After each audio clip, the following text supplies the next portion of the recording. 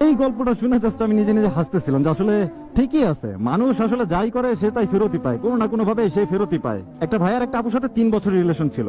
ভাইয়াটা হচ্ছে মালয়েশিয়া থাকে আর আপু হচ্ছে বাংলাদেশে থাকে। তো আপুর কোনো ফোন ছিল না, বাসার ফোন দিয়ে কথা বলতো। তো এভাবে কথা বলতে বলতে 3টা বছর কেটে যায়। তো আপু অনেক দুর্বল হয়ে পড়ে তার প্রতি। বাট যখনই আপু প্রেশার করে যে বিয়ে করো আমাকে, তখন সে বলে যে আমি বিয়ে করতে পারবো না, কারণ হচ্ছে ভাইয়াটা হচ্ছে 5 ফুট 11 ইঞ্চি আর আপু হচ্ছে 5 ফুট। তো এই কারণে ভাইয়া রাজি না। তো আপু তার উপরে রাগ হয়ে 15 দিন কন্ট্যাক্ট অফ করে। আপু ভাবছে যে তার বাবা মাকে হয়তো সে তার বাসায় পাঠাবে, বাট দেখা গেল কি সেটা তো হলোই না, বরং এর কিছুদিন পরেই ভাইয়ার ডেতে অন্য একটা মেয়ের পিক, এবং এটা খোঁজাখুঁজি করে জানতে পারে যে সেই মেয়ের সাথে 1 বছর ধরে রিলেশন আছে, আর সেই মেয়েটা হচ্ছে তার আপন ছোট বোনের বান্ধবী। তো এইটাও যখন জানাজানি হয়ে যায়, তো তার ফ্যামিলি যখন বলে যে না, এই মেয়েকে আমরা মেনে নিব না, এই মেয়েও ভালো না, তো ভাইয়া তার ফ্যামিলির মতামত অনুযায়ী ওই মেয়েকেও ছেড়ে দিয়ে ফ্যামিলির মতামত অনুযায়ী বিয়ে করে ফেলে। বিষয়টা হচ্ছে এখানে ভাইয়া বিয়ে করার 2.5 মাস পরে তাদের ডিভোর্স হয়ে যায়। সেই ভাইটার স্ত্রী তাকে ডিভোর্স দিয়ে চলে যায়। দেন সে আবার সেই আপুর সাথে কথা বলা শুরু করে।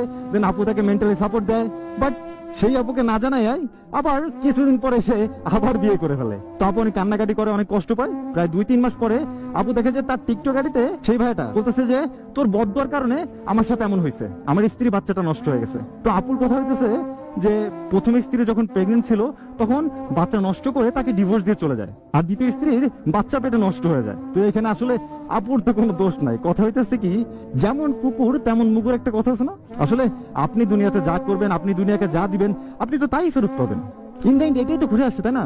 আপনি যদি কারোর সাথে ভালো ব্যবহার করে থাকেন, দেখা যাবে কি আপনার সাথে অনেক মানুষ ভালো ব্যবহার করতেছে। আপনি যদি কাউকে ভালো রাখতে না পারেন, তাহলে তাকে কষ্ট দেওয়ার দরকার নাই। তাহলে দেখবেন যে আপনাকেও কেউ কষ্ট দিতে আসবে না।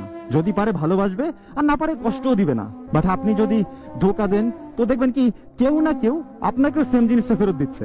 কেউ রে ধোকা দিয়ে বা কেউ রে ঠকায়া আসলে কিন্তু ভালো থাকা যায় না।